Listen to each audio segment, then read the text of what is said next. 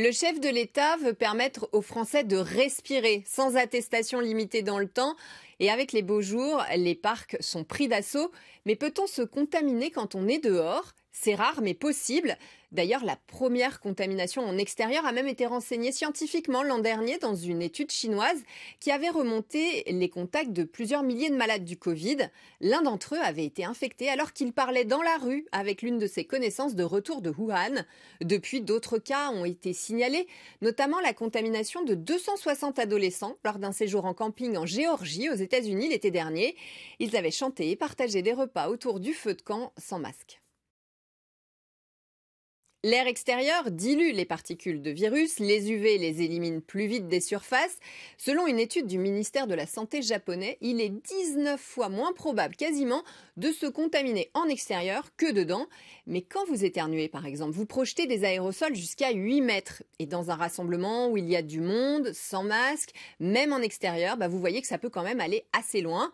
Après, tout dépend de la charge virale qu'il y a dans ces aérosols et du respect des autres gestes barrières. Est-ce que l'on a tous picoré dans le même paquet de chips? Est-ce que l'on a bu dans la même bouteille? Et c'est pour cela que c'est très dur de renseigner scientifiquement ces contaminations extérieures. Le mois dernier, des épidémiologistes de l'Université de Californie à San Francisco ont compulsé toutes les études sur le sujet et estiment que les contaminations extérieures ne représentent moins de 10% des cas.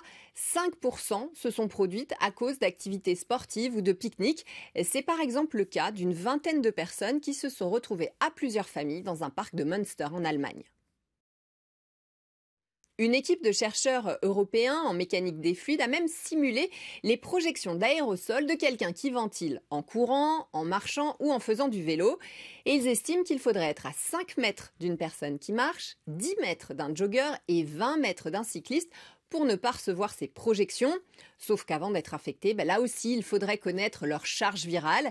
Cette étude d'ailleurs n'a pas été publiée dans une revue scientifique et les experts en santé publique européens continuent de préconiser au moins 1,50 m de distance entre les coureurs.